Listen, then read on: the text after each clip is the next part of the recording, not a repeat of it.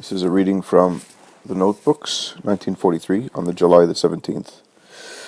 Jesus says, "Have you ever seen what those who want to have soft wool to sleep on do? They call the mattress maker, who beats and beats the wool until it is entirely like foam. The more forcefully the wool is beaten, the softer and cleaner it becomes, for dust and debris fall to the ground, and the tufts are left quite cleansed and fluffy. The same, but even more so, is done if people want to spin or weave that wool. Then the iron comb also goes to work, roughly disentangling the wool and stretching it out like a well-combed hair. Those who spin flax and hemp do so, and even the silk of the cocoon, in order to be used, must first undergo the torment of boiling water, of the rough brush, and of the machine twisting it.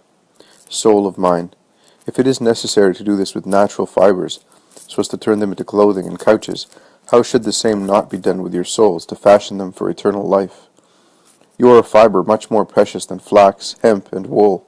The cloth of eternal life must emerge from you, but not out of divine imperfection. For God creates perfect things, but because of your imperfection, your souls are wild, ruffled, and filled with roughness, debris, and dust. In short, not suitable to be used for the divine city, where everything is perfect. The foresight, providence, and paternal goodness of your God thus fashion you. With what? With His will. The will of God is the instrument which makes you fibers that have grown wild into precious cloth and precious wool. It fashions you in 1,000 ways, offering you crosses, clarifying for you the beauty of a mortification, and attracting you with its invitation to perform it, guiding you with its inspirations, mortifying you with its paternal punishment, and twisting you with the guidance of the commandments. These, with the needs for them, unchanged in form and forcefulness over the course of the centuries, are precisely what makes you resistant, even yarn, suitable for fashioning the cloth of eternal life. And the more docile you are to the Lord's will, the more precious the cloth becomes. Moreover, when you not only follow this blessed will, which always acts for your good, with docility, but with all your strength, ask God to bring you to know it perfectly, so as to carry it out perfectly, at whatever cost. And even if it possesses the form most contrary to your humanity, when you act that way, the cloth becomes adorned with embroidery, like a brocade. Moreover, if you add to all this the perfection of requesting for yourselves a will of pain, so as to be like me in the work of redemption, you then insert into the brocade gems of incalculable worth, and you make your original, most imperfect fiber into a masterpiece of eternal life. But, O Maria, how few souls are able to let themselves be fashioned by God. God always has for you the hand of a Father, most perfect in love, and acts with the divine intelligence. He thus knows the extent to which He can press His hand down, and the amount of strength He must infuse into you to make you suitable for undergoing the divine operations. But when man refuses the good Father you have in the heavens, when he rebels against His will, when with sin he annuls the gifts of strength which the Father gives him, how can the Father who is in the heavens fashion that soul? It remains wild.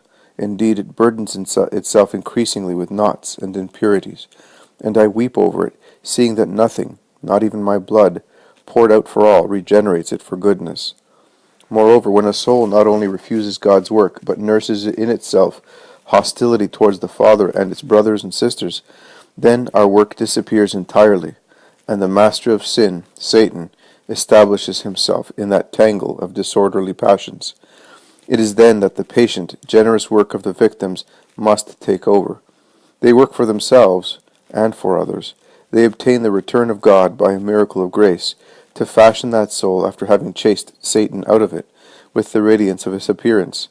How many souls the victims save for me! You are supernatural harvesters that gather in the harvest of eternal life by consuming yourselves in the thankless work full of thorns. But remember that the ones for whom we must sacrifice ourselves first of all are those of our blood. I did not destroy family ties. I sanctified them. I told you to love relatives with a supernatural love. And what love is loftier than to show charity towards the sick souls of our blood? Would someone satisfying the interests of everyone except those of his own house strike you as normal?